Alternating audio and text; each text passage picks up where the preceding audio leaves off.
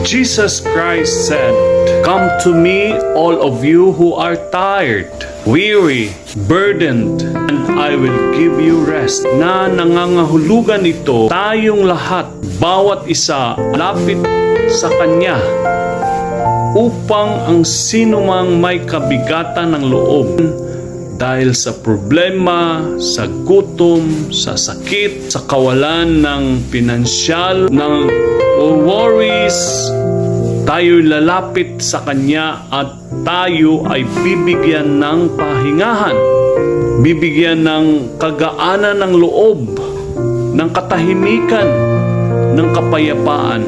Nangangako ang Panginoong Hesukristo at ito ay hindi pagsisinungaling, ito ay katotohanan at mayroong kaganapan.